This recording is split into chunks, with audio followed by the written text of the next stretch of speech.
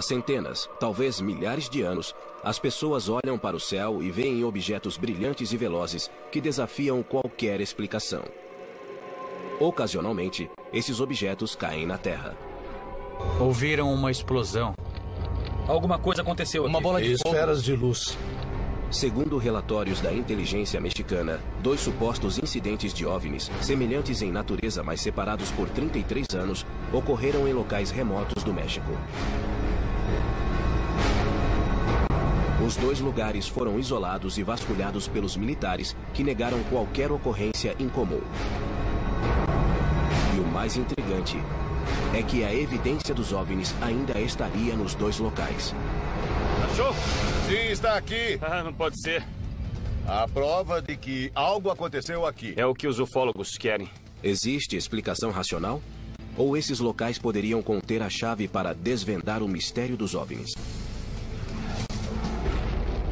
Algumas pessoas têm muito medo de falar desse caso.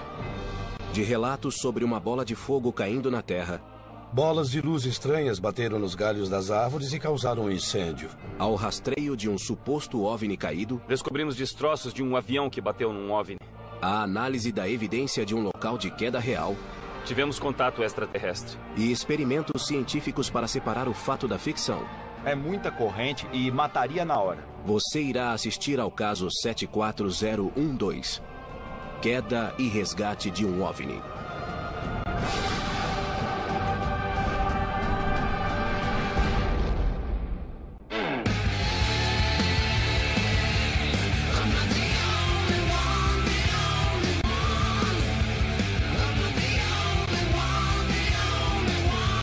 Caçadores de OVNIs, Queda e Resgate.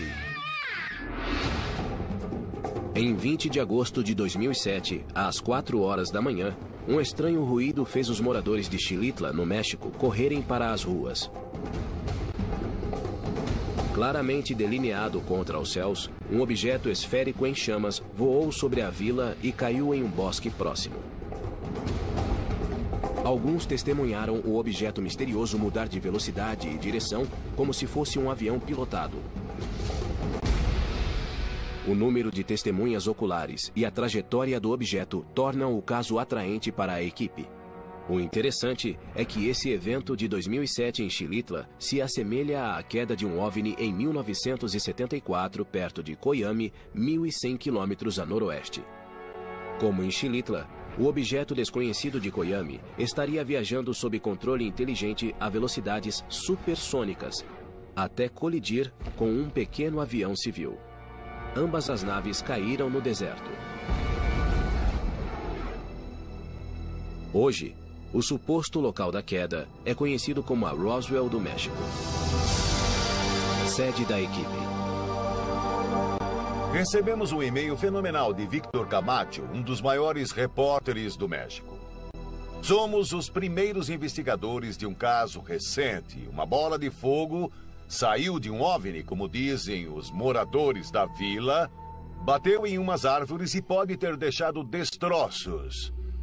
Fizeram um relatório do caso que chegou até o alto escalão da inteligência policial. Temos a chance de entrevistar o oficial da inteligência da Polícia Central do México, que levou o relatório até o Pentágono mexicano. Parece que a gente tem uma aventura nas mãos. Temos. A pessoa que nos pôs em contato com ele é Ruben Uriarte. Ruben é especialista no modo como esses casos são acobertados.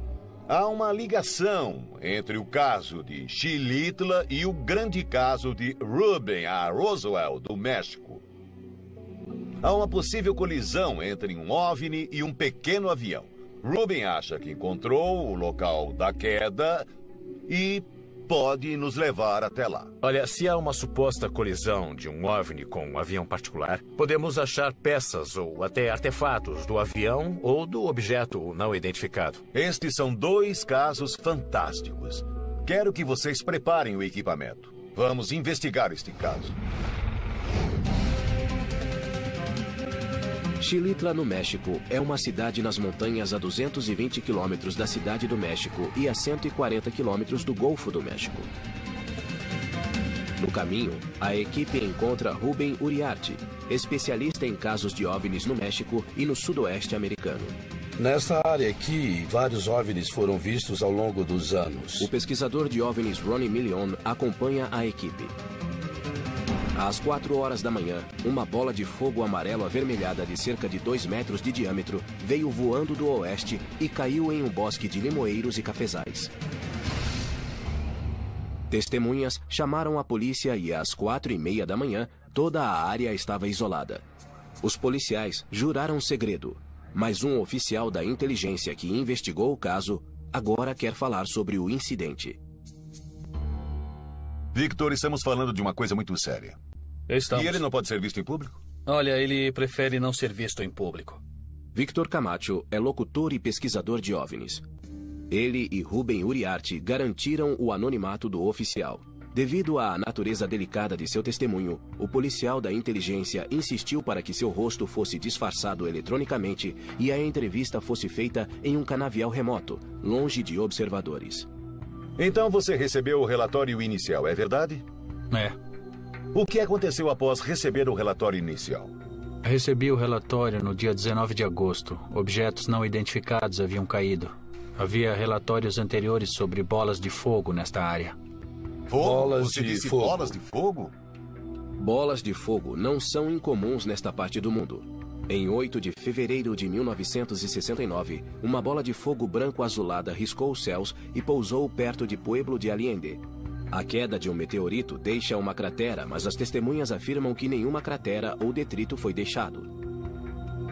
Os meteoritos também caem direto na Terra, não mudam o curso, não fazem zigue-zague, e a polícia não isola a área em seguida. Após entregar os relatórios, o que aconteceu? O relatório foi para a Sedena. Sedena é a sigla da Secretaria de Defesa Nacional, o alto escalão do Exército Mexicano. Todas as forças de segurança e de polícia se reportam à Sedena. Em 5 de março de 2004, um avião da Força Aérea do México em busca de traficantes, usando uma câmera infravermelha, filmou 11 objetos voando 3 quilômetros acima de Ciudad del Carmen, no estado de Campeche. Apesar de serem invisíveis para a tripulação, os objetos foram captados pelo radar. Eles cercaram o avião por um breve momento e desapareceram em alta velocidade. Esse avistamento foi confirmado e liberado pela Sedena para a mídia. Quando a Sedena é envolvida, a polícia local não tem mais acesso para investigar o evento, porque a Sedena o assume, querem isolar a área como se fosse uma cena de crime e congelar a cena para conduzir a perícia da operação. Sim. A história foi direto para o exército mexicano. Não só para o exército, para o alto escalão da inteligência mexicana. Veja como eles são corajosos. É incrível, estão falando de uma investigação da inteligência mexicana sobre OVNIs altamente secreta. Preciso de mais informações sobre isso. Esse fenômeno é muito comum nesta área. Antônio Martinez Chávez é o editor assistente do jornal local El Mañana de Valles. A polícia de Xilitla o chamou na manhã seguinte ao incidente. Para ele, a polícia acreditava que um OVNI havia caído. Imediatamente, ele enviou Maribu Villalobos, sua repórter especializada para cobrir o evento. Na manhã do dia 20, recebi um relatório da cidade de Xilitla. Uma bola de fogo caíra. Outra bola de fogo. Uma bola de fogo caíra e explodira sobre as árvores. Uma testemunha relatou às autoridades que, ao chegar lá, só achou cinzas. Acharam cinzas, não fragmentos de metal. Sim, um dos investigadores pegou um pouco das cinzas. Pode nos dizer onde achar essa pessoa? Sim. Vamos tentar achá-lo para ver as cinzas. Segundo Martinez, enquanto passava, o objeto emitiu longas espirais de cinzas que foram recolhidas e preservadas. Evidência física originada de um OVNI é extremamente rara. Esta notícia dá importância especial a este caso. Tenho duas fontes fenomenais. Uma delas é um oficial da inteligência policial. A outra é a repórter local que assumiu este caso de OVNI, ou seja, do que for, e está acompanhando. A repórter indicou as testemunhas. Pat, é com você. Procure as testemunhas. Já temos os nomes, entrevistas e volte com a história. Ronnie, a repórter disse que houve destroços reais do impacto do objeto. Sei. Recolha e analise essa evidência. Este é um caso incrível da queda de uma bola de fogo. O Ronnie vai ver o local do impacto e eu entrevisto as testemunhas. Os depoimentos levarão a equipe a alguma evidência física? Cinzas. As cinzas. Em 20 de agosto de 2007, uma bola de fogo amarelo-avermelhada teria feito manobras impossíveis nos céus e caído em Xilitla, no México. A equipe viajou até a cidadezinha para visitar o local do impacto. Este caso é surpreendente, a queda de uma bola de fogo. O Ronnie vai ver o local da queda enquanto eu entrevisto as testemunhas. Ruben, estas pessoas moram aqui em frente. Eu quero saber se viram alguma coisa. Pode deixar. Infelizmente, eu só falo 2 palavras de espanhol. Sei. Você pode me ajudar? Tudo bem. Ele viu a coisa? Ali. Viu acima das árvores. Donde, senhor? E ele estava aqui? Donde? Sim. Joaquim Castillo Rubio mora em frente ao lugar onde o objeto caiu. Então me diga, de que direção ele veio? Veio daquela direção para este lado de cá. Bateu nos galhos das árvores e causou um incêndio.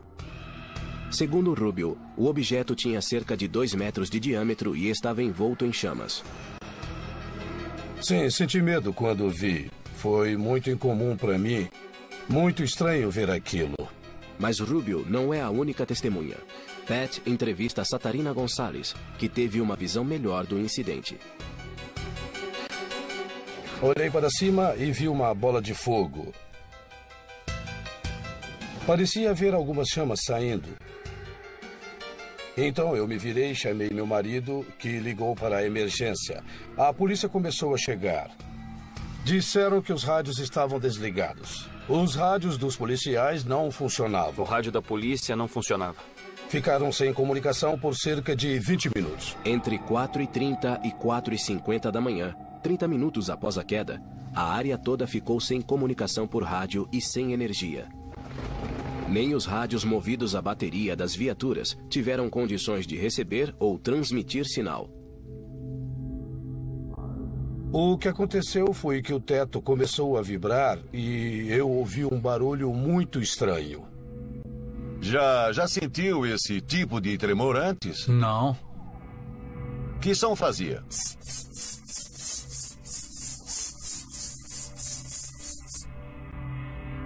Eu vi um pequeno objeto. Uma pequena nave, talvez um OVNI. Eu estou checando a lista do que não era. Eu acho que nós podemos eliminar um relâmpago, porque relâmpagos não flutuam sobre árvores. Também não eram fogos, não havia nenhuma festa por perto. Então, o que mais flutuaria ou derrubaria a comunicação da polícia e teria esse tipo de efeito? Eu acho que nós estamos diante de um caso real de OVNI.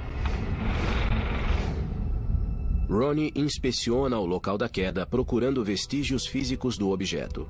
Segundo as testemunhas, o objeto ricocheteou de uma árvore a outra. Houve um primeiro impacto. Depois ele subiu para lá. Se houver resíduos do objeto, pode existir excesso de radioatividade. Normais, sinais normais. Normais. O aparelho de Ronnie mostra que o local não é radiativo, eliminando a possibilidade de a bola de fogo ser movida por combustível nuclear. Vou levar amostras do solo, casca de árvores e frutas. Vou aproveitar tudo. Ronnie colhe amostras do local, enquanto Bill e Pat procuram a evidência confirmada mais importante, as cinzas que a nave teria deixado. Cinzas, vi cinzas, cinzas compridas. Deste comprimento. Eram cinzas longas. Cinzas. Nós sabemos Pode o que deixar. precisamos, certo? Tá. Das legal. cinzas. Maribu colheu as cinzas. Ela é a repórter local. Nós temos que falar com ela sobre as cinzas compridas. Bill entrevista Maribu Villalobos, a repórter especializada enviada ao local. Ela viu e tocou nas cinzas em forma de fita que não se desintegraram ao toque. Pode descrever as cinzas, algo em especial? Elas tinham 2 centímetros de largura, uma matéria preta e cinza, eram meio duras, não se quebravam e tinham a superfície muito dura. Pode dizer para onde levou as cinzas? Eu entreguei ao Sr. Carlos Ariano. Ex-policia, é verdade? Uhum. Ele é policial. Meus amigos, apenas um único telefonema nos separa dos destroços reais, ou seja, das cinzas que podem ter caído de um OVNI. Vou ligar para Carlos Ariano agora para consegui-las. Posso falar com Carlos Ariano, por favor? Ariano não pôde ser entrevistado, mas concordou em enviar as cinzas para a equipe. Achamos que uma análise química da composição das cinzas irá revelar algo sobre a natureza da bola de fogo. A equipe vai até Ventura, na Califórnia, e leva a amostra à Capco Sistemas de Análise. Trouxemos a amostra das cinzas e pedimos aos cientistas da Capco para analisá-las e fazer um resumo quantitativo da composição dessas nossas amostras. Os cientistas da Capco testam a amostra usando cromatografia gasosa e espectroscopia de massa. Os testes decompõem a amostra para analisar sua composição. A análise é dificultada devido à pequena quantidade de cinzas recuperada. Os cientistas procuram enxofre e silício, 2 elementos comuns em meteoritos e detritos do espaço. Achamos enxofre aqui. O limite de detecção é de 10 mil. A quantidade de enxofre que achamos foi de 19 mil. Apesar de ter 1/1000 do tamanho padrão, a amostra contém 2 vezes a quantidade de enxofre. Um nível elevado de enxofre é indicação de fogo. Porém, devido ao tamanho limitado da amostra, os resultados não são conclusivos. Agora, a equipe vai ao laboratório de John Tidall, que vai tentar recriar as cinzas de Xilitla. Olha, eu não sei o que aconteceu no México, mas se interrompeu as ondas de rádio, como dizem, de 20 minutos a 1 hora, foi um grande evento eletromagnético, quase da ordem de uma arma atômica. O que realmente importa aqui, Pat, são as cinzas que os moradores dizem ter visto. É o que se destaca em todas as descrições. Então a quantidade de cinzas era suficiente para se manterem unidas, estavam intactas. Correto.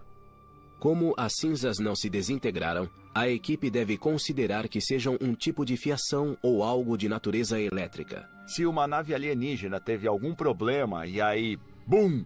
Sabe, explodiu, poderia haver fios, conexões e coisas se desintegrando e caindo como uma chuva, deixando cinzas estranhas. Outra teoria é que qualquer que fosse o invólucro do OVNI que lhe permitisse navegar na atmosfera, esse invólucro criaria seu próprio EMP. Basicamente, um evento EMP é um pulso eletromagnético muito forte. O que fizemos nesse experimento foi criar um pulso eletromagnético extremamente forte, é instantâneo, desintegra o fio e libera 10.000 volts a 200 amperes, mataria na hora. Basicamente, o que faremos é pegar uma corrente muito alta e enviá-la por um fio para desintegrá-lo, criando um evento EMP. A equipe testa se um evento EMP é capaz de interromper a recepção de rádio e transformar fios em cinzas. John ligou uma fonte de 27.000 volts a um fio de cobre niquelado calibre 32. É muita corrente, mataria instantaneamente. Certo, vamos lá? Precisa carregar por 10 segundos, certo? Vamos lá? E 3, 2, 1.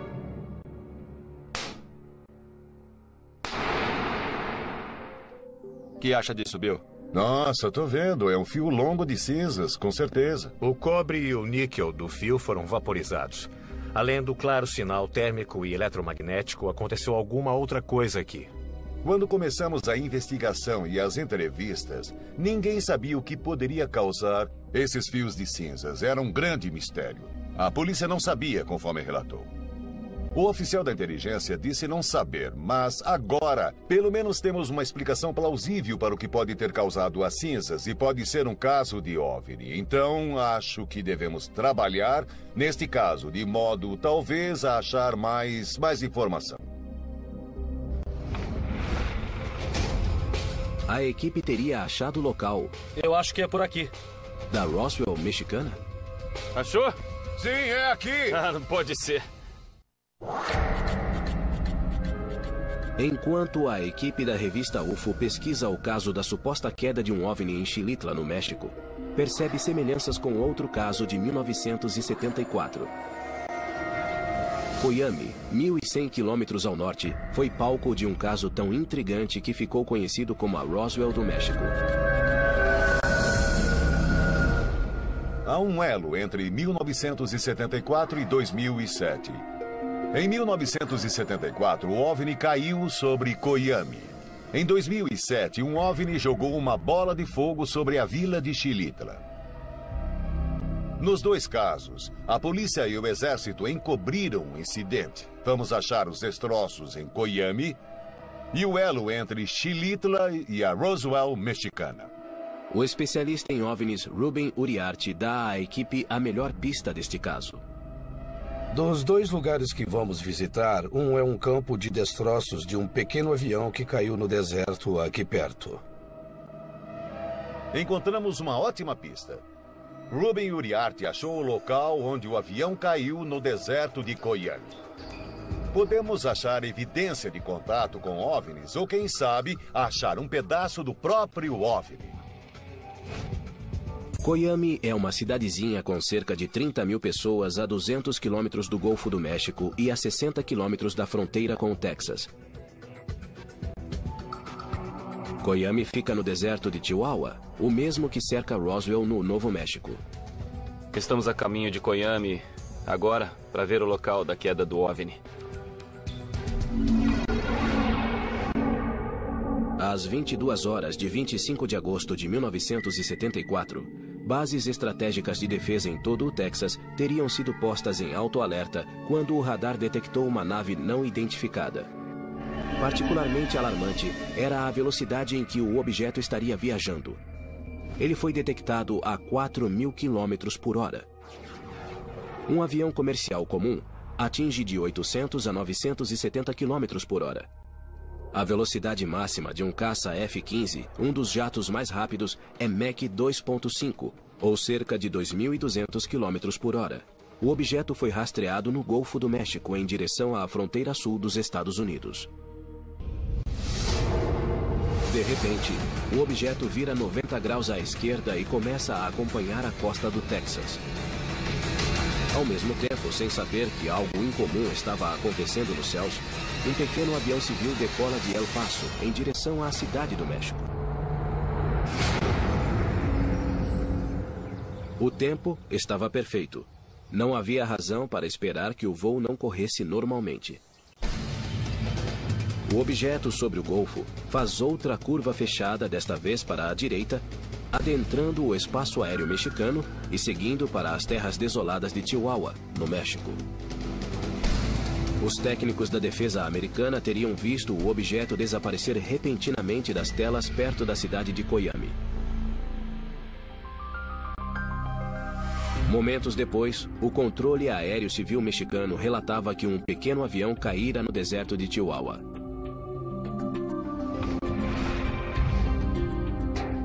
Falei com alguns moradores. A trajetória do OVNI viria do sul, onde fica Brownsville, no Texas. Teria subido e seguido para noroeste, para aquele pico ali. O local do impacto é do outro lado? Do outro lado da montanha.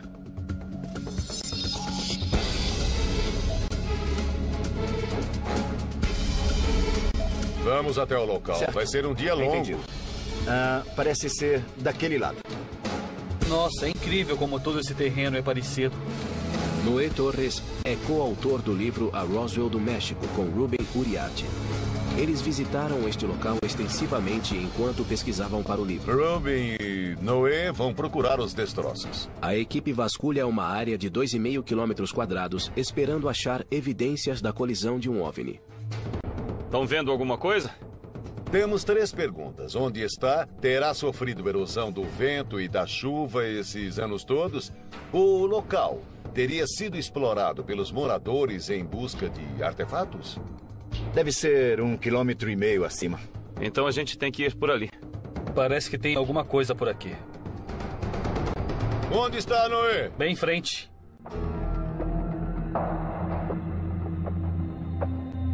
Tem coisas por toda parte. Vejam! Achou? Sim, é aqui! Onde? Aí?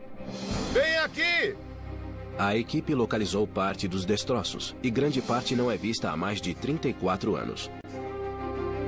É toda a montagem do leme? Veja, toda a fuselagem aqui. Veja o vidro, é o para-brisa. O campo de destroços cobre cerca de 900 metros quadrados. A equipe localizou destroços em vários pontos, inclusive o que parece ser a montagem de um leme de avião. Nós achamos destroços de um avião espalhados aqui pelo deserto. Pode ser o avião que bateu num OVNI. Eu só vou saber depois de analisar isso e achar algo anormal, um tipo de radioatividade ou alguma coisa que nos dê uma pista de algum contato com um OVNI. Deve haver coisas por toda parte aqui, Pat. Então, o que acha? Eu estou empolgado. Finalmente temos algo físico e tangível para trabalhar. Uma coisa é ler sobre quedas de OVNIs num livro e dizer, talvez tenha acontecido, mas quando se chega aqui e se vê que há algo com que trabalhar, porque nós temos metal a analisar, nós temos amostras de terra, é emocionante. É isso que os ufólogos querem. Para ter respostas é preciso estar aqui, é preciso estar em campo, tocar qualquer artefato que possa indicar ou comprovar contato extraterrestre. Está bem aí, na areia. Aí estão os destroços, a prova de que algo aconteceu aqui. Onde você disse que devia estar? Agora nós vamos trabalhar com os restos e vamos ver se a gente consegue descobrir a história do que aconteceu.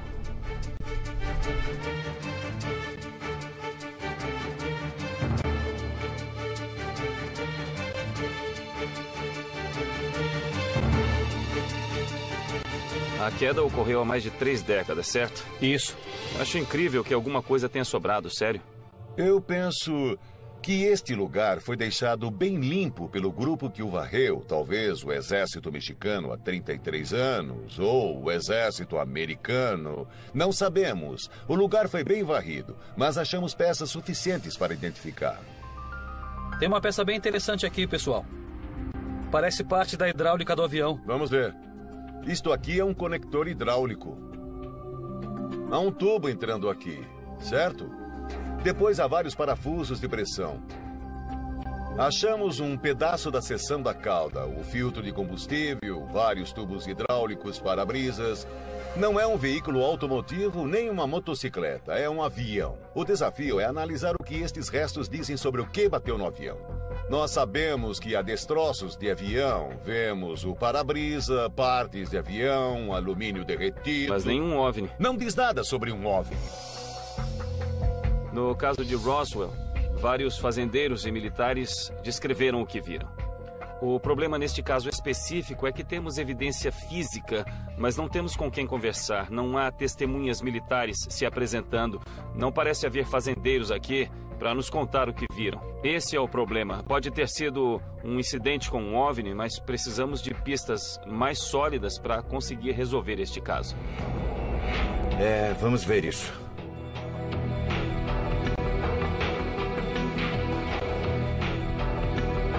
E lá vou eu. Estou bem em cima de um objeto. A equipe finalmente acha a possível evidência de uma colisão fatal entre um avião e um suposto OVNI.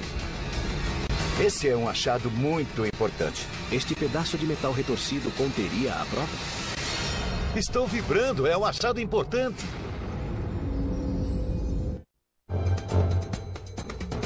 Vasculhando o deserto perto de Coyame, no México. Achou? Sim, está aqui! A equipe pode ter descoberto o campo de destroços criado em 1974 pela colisão de um avião civil e um possível OVNI. E aí, Ronnie, achou alguma coisa? Esse é um achado muito importante. Usando um detector de metais, Ronnie achou um vestígio que parece metal derretido, sem forma reconhecível. Pode ser o resultado de 2 metais fundidos em um. De repente, Nós passamos de um acidente teórico ao trabalho com restos físicos que agora podemos analisar.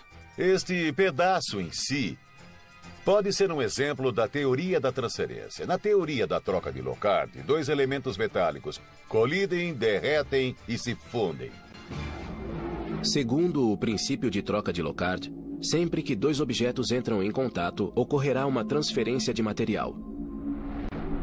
É possível que a força da colisão entre as duas naves, aliada a forças desconhecidas em torno do objeto, tenha criado uma explosão tão quente que o metal do avião tenha se fundido ao material do OVNI? Não consigo classificá-lo com discriminador. Ele está entre zinco e cobre. Não dá uma indicação do que realmente ele é. Pode haver outros elementos misturados aqui. É muito importante levar e fazer uma análise metálica. O metal derreteu com o calor cinético do impacto com o OVNI? O metal derreteu porque o avião bateu na montanha, quicou e explodiu? São coisas que não sabemos e não podemos responder aqui. O que me fascina é que este lugar é muito perto da zona de silêncio, que faz fronteira com esta área. E a nave estranha envolvida no incidente de 1974 sobrevoou parte da zona de silêncio. A zona tem uma longa história de anomalias físicas e magnéticas. As bússolas ficariam totalmente descontroladas, o que pode afetar os sistemas de navegação aérea. No meio deste deserto isolado, existe um local incomum. Por que haveria uma construção aqui? Uma coisa que notamos logo é que toda a área é marcada por um círculo de terra escurecida. A área é marcada por um círculo de terra escurecida de cerca de 6 metros de diâmetro. Este é o grande lance? Cuidado, não chegue perto ainda. Não sei o que é isso. Parece um buraco. Só sei que esta terra é suspeita. Pessoal, olha, com todo respeito, o buraco não me parece tão misterioso. Eu sei disso, eu detesto estragar a festa de vocês, mas tá parecendo que alguém cavou um poço ou uma vala para queimar o lixo. Nada mais que isso. Embora todos se conheçam nesta pequena comunidade e estejam sempre atentos a tudo, ninguém conseguiu explicar como este poço apareceu, qual foi sua origem ou para que pode ter sido usado. É um mistério total para todos aqui. Outra parte do mistério é que os moradores disseram que o exército avisou especificamente para ficarem longe da área demarcada por esta cerca. Para ficarem longe e não tocarem nela. A região cercada em torno do poço tem área de cerca de 370 metros quadrados. Não se sabe por que este local remoto, a 8 quilômetros de Koyami, estaria cercado. A equipe divide a área em quadrantes e procura sinais de destroços. É uma tampa. Parece um tambor de 200 litros, litros, me parece algo uma assim. pista. E estou notando que outros pedaços têm um recorte como este. Se o exército enviou uma expedição para cá, teria trazido o próprio combustível. Não há postos de gasolina aqui perto. Achamos correntes de um possível mecanismo de perfuração. Achamos peças de solda e também achamos tambores de gasolina. Alguém transportou gasolina, petróleo ou material explosivo para este local. Seria possível que, como no caso de 2007 em Xilitla, o exército mexicano fosse chamado imediatamente para coletar e destruir toda e qualquer evidência do incidente?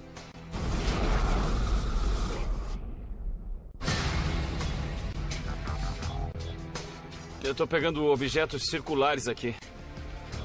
Veja só, parecem tampas de tanques. Repare só, veja isso. Há algo ali em cima, algo branco. Não sei o que é, eu não quis tocar. Bom, sabe de uma coisa? Pode ser de uma lâmpada, um acessório para lâmpada. Acho que você achou um bulbo. Espere um pouco. Digamos que alguém veio a este lugar e pendurou luzes à noite. Entendi. O que achamos não é um simples buraco na terra. Ele é um buraco cavado. Este é um lugar onde foram enterrados explosivos de uma operação, alguma operação incendiária ocorreu para se livrarem da evidência e enterrá-la. Parece uma cratera de bomba. Um desses lugares onde uma explosão nuclear faz o chão desabar e cria uma cratera. É o que parece vendo mais de perto. Segundo o livro de Noé e Ruben, a Roswell do México, a presença deste agente mortal motivou uma força-tarefa americana a correr para o México e preparar um dispositivo incendiário, talvez nuclear, para evitar que o problema se espalhasse. Os Estados Unidos já tinham armas nucleares portáteis nos anos 70. A mala nuclear W-54 tinha energia de 1 a 10 quilotons. Essa pequena explosão pode ter servido para eliminar um agente biológico letal.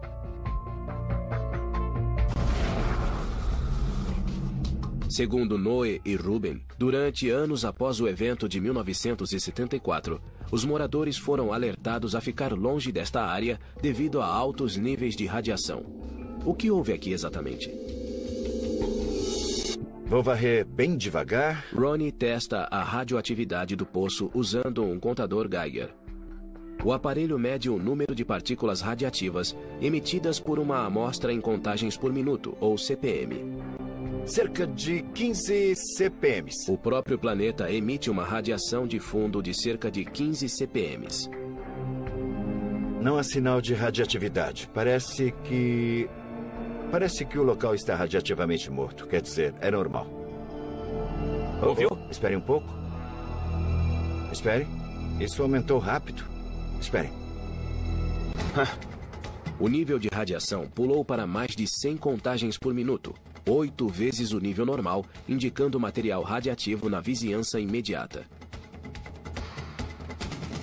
Eu ainda tenho dúvidas sobre a origem deste buraco, mas eu admito que é incomum.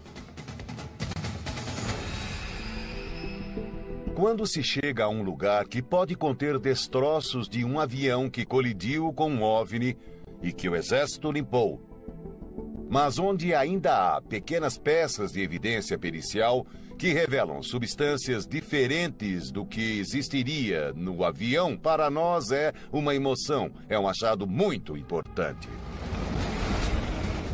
Os destroços do avião e as amostras radiativas retiradas do misterioso poço são enviados ao laboratório para buscar evidências de OVNIs. Sabemos que alguma coisa aconteceu lá. Os testes finalmente ajudarão a resolver o caso da Roswell mexicana?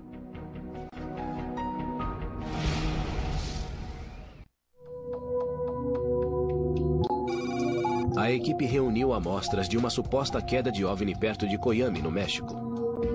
O que é isso? Agora eles voltam aos laboratórios da Capcom em Ventura, na Califórnia. A equipe colheu 4 amostras. Uma de controle e as outras 3 do buraco misterioso. Vamos buscar nas amostras vários compostos orgânicos e semivoláteis. A equipe encontra Alan Rapti, técnico em análises que faz vários testes nas amostras coletadas no local. Quando estávamos em Coyame, no deserto, pegamos várias amostras em volta do que pensamos ser o local da explosão. Você fez testes com elas. O que descobriu? O lado orgânico incluiu uma análise com cromatografia gasosa e um instrumento de espectroscopia de massa. O propósito era identificar os compostos semivoláteis presentes nas amostras. Ellen está testando 4 amostras coletadas em distâncias diferentes em torno do poço misterioso. As áreas das amostras começam da maior distância do ponto central. A amostra A era o controle e a amostra D foi tirada de dentro do próprio buraco. Ellen procura VOCs, compostos orgânicos voláteis. VOCs são definidos pela Agência de Proteção Ambiental como compostos químicos que se vaporizam facilmente na atmosfera. Incluem o metano, o formaldeído e vários compostos domésticos comuns. Identificar os VOCs ajudará a definir a composição química da amostra. De suas amostras, as amostras A e B são completamente limpas, sabem? Não há nada nelas. Porém, nas outras duas, C e D, achamos um leve traço de hidrocarbonetos derivados de petróleo, que definimos olhando o cromatograma como óleo de motor. Novamente não é muito, mas é o bastante para mostrar resultados positivos. É engraçado porque as amostras C e D vieram de mais perto do próprio poço onde, como diz a história, o exército americano explodiu os destroços. Bem em volta desse poço, achamos contêineres de petróleo. As amostras de solo de Koyami tinham um tipo de composto semivolátil. Apesar de não podermos tirar conclusões específicas, nós sabemos que alguma coisa aconteceu lá, talvez envolvendo um tipo de explosão ou processo incendiário. Tudo isso sustenta a possibilidade de ter havido alguma atividade militar lá, portanto, algum tipo de acobertamento. É quase como se houvesse petróleo guardado ali, que vazou, evaporou ou explodiu, não sabemos. Há um elo entre os dois casos, a queda em Koyami e o evento em Shillitla. O que mostram os testes, Jeff?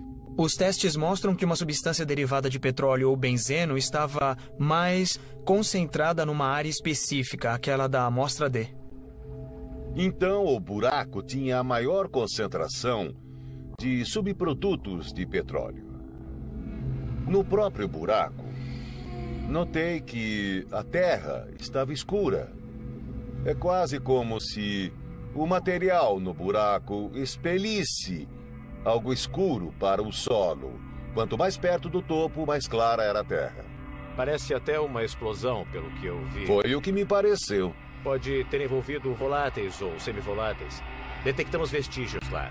Pode ter afetado o solo termicamente ou adicionado algo quimicamente na explosão. Seria consistente com a ideia de que o material expelido ficou na superfície, bem longe do buraco, mas uma parte acabou ficando nas paredes internas. Certo, podemos debater Koyami infinitamente até encontrar mais dados. Sabemos que há fumaça, temos de achar o fogo. Vamos nos concentrar em Shillitla, que é um caso atual, certo? Foi em abril de 2007. Conseguimos pegar uma pequena amostra da cinza que resultou da bola de fogo. Por que não trazer mais amostras? Por que uma quantidade tão pequena? Os moradores coletaram uma grande quantidade de amostras. A polícia chegou e confiscou tudo, exceto uma pequena quantidade que pudemos trazer para o país. O fato das autoridades mexicanas terem confiscado esse material, o que isso quer dizer? Agora está entendendo o que quero dizer. O que temos é, primeiro, por que as autoridades mexicanas teriam alta prioridade em ir até lá imediatamente, pegar a evidência e partir? Por que fomos seguidos pela polícia e pelo exército quando fomos ao local? Isso é evidência de algo. Ao recolher cinzas do incidente de Shillitla em 2007 e achar uma área de terra escura perto da Roswell mexicana, a equipe teve uma visão de uma das áreas mais ativas do mundo em relatos de OVNIs. Embora as amostras sejam inconclusivas, o número de avistamentos e a reação do governo aos eventos mostram que pode haver mais coisas acontecendo no México do que o público pode saber.